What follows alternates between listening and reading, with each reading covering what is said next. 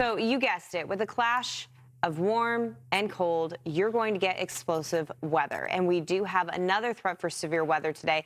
And unfortunately, we're upping the ante. Looks like this afternoon and this evening could be some of the most robust and dangerous storms that we have tracked for the entire work week. So there's the gamut for today. We got Peoria, Illinois right in the middle. And this morning, it is quiet. I mean, the Fox Weather Alert System at the top of the studio, completely clear. But here's the reality. We have a 3 out of 5 alert for severe weather. That is huge.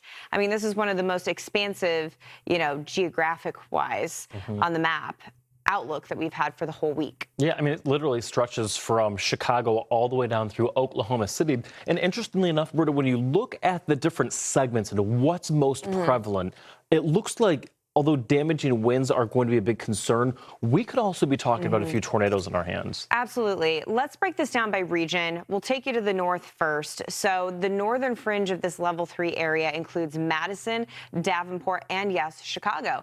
I mean, already this week we had a ground stop in Chicago because of thunderstorms across the area.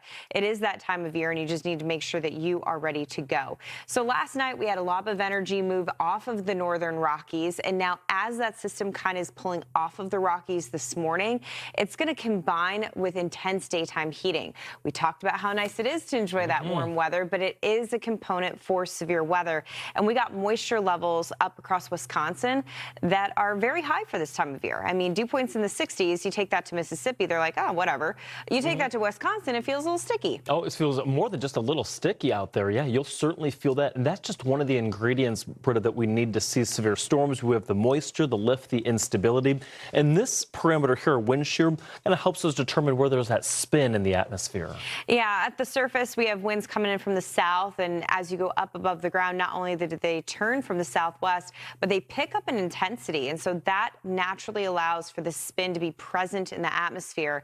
As these thunderstorms develop and as they grow, they get a taste of that. They get influenced by that spin, and that can lead to those tornadoes popping up. And so we do have that greatest tornado threat for the northern part of our outlook today across parts of Wisconsin. So there's the tornado potential, 3 out of 5. But more importantly than that, it is the strength.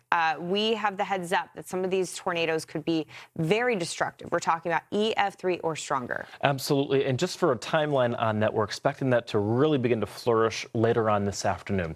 All right, down to the south we go, because that risk for severe storms also going to stretch into the south. So friends and family from Springfield to St. Louis, Kansas City to Oklahoma City, you are going to be under that severe weather gun later on this afternoon. Let me show you where from Joplin right along I-47, and you can see it right here. Let me get right to the timeline though, just so that you can plan out your Friday. So I think that now through lunchtime, Britta, looks fantastic. It's around 2 and 3 o'clock is when you'll start to notice in the distance those big towering cumulonimbus clouds. And then after 2 to 3 o'clock is when we see the explosive nature of those storms. Yeah, so good idea to have in mind, what are your afternoon plans? Where are you going after work? You want to make sure that you're probably about only 5 to 10 minutes away from a safe spot. It's not the evening that you want to take a drive 30 minutes away from home. You're going to be running the dice at that point and putting yourself into a sketchy situation. So as we get closer to 11 o'clock tonight, it does look like the southern part of this zone becomes less severe and turns into more of a rain event for the overnight hours. So waking up early tomorrow morning, we'll have some rain as this continues to push away. Damaging winds, we certainly will see powerful winds. I mean, we have a level 4 out of 5 for straight line wind damage, and we could have wind gusts that easily exceed 75 miles per hour. So we're talking about hurricane force wind gusts. Yeah, from Chicago all the way through Tulsa, Oklahoma. Not just that, but there is a minimal threat for some hail. Now, this is not going to be enormous hail, but certainly egg-sized hail could be seen from, say, Minneapolis down through OKC. That's going to be a threat. It's not going to be our biggest threat. Let's focus in on Kansas City, though, because friends and family down this way, right? Tornado threat. Britta mentioned it earlier, EF2 or stronger with egg-sized hail and 75-mile-per-hour winds. Again, hurricane-force winds. Friends and family in Kansas City, if you have any flights in or out of the airport, something to watch for, especially, as we mentioned, after the 2 o'clock hour. Yeah, these are the types of storms that just put a ground stop to travel. They can't load the planes, you can't unload the planes, but also you can't have people sitting on a tarmac when this is going through. So these will be potent enough storms that if they do have folks on planes, they'll probably try and say, hey, we got to get off and let this go through. Powerful line moves through, and then, 8 o'clock, 9 o'clock will start to lower the risk for Kansas City. Yeah, but either way, we want you to keep it out of the sky as you're out and about, especially for any Friday evening dinners or dinner dates or what have you. Just make sure you're staying weather aware. Absolutely. So let's push this into the weekend. Are we going to continue this marathon? I mean, let's be honest, it's been an exhausting week. Every single day we have reset with another intense outlook for severe weather. Well, as we go into tomorrow, we're going to work this to the east. So West Virginia, Ohio, good morning to you guys. You're locked up in this potential. Not the only time you've had a potential for severe weather this week. For Western PA, Eastern Ohio, you guys are in the level 2 zone. And then we have our level 1 zone that extends through Western New York and extends all the way down into parts of Kentucky.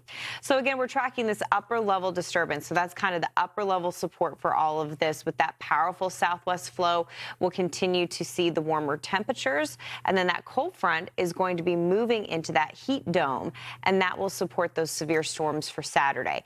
Does look like by Sunday, as this really gets the cold front off the Atlantic coastline, we're likely not going to see a lot of severe weather. I think that's when we kind of peter out with this one. But Saturday, enough juice in the atmosphere to support it. Yeah, I would say if it were if you look at both Saturday and you look at both Sunday, which day is likely to be more severe, or where do you need to pay most attention? I'd say Saturday is where I put more of my eggs. Yeah, comfort-wise for the East, I don't know. Yeah. I mean, you got the storms on Saturday, but we still have the mild air. There's a huge temperature drop with this. So by Saturday afternoon, 4 o'clock Chicago, you have felt that temperature drop. I mean, you are going to notice a big difference. For folks that live on the 95 corridor in the Northeast, you keep it warm for Saturday, and then as that cold front rolls through, you'll feel the drop on Sunday. Do look out for isolated severe storms on Saturday. As you can see, Sunday, this is 7 a.m. It looks like mainly a rain event for much of the 95 corridor. We will see a little bit of snow. Don't count on much, but that will be possible in higher elevations of the mountains where we have had a beneficial winter and spring.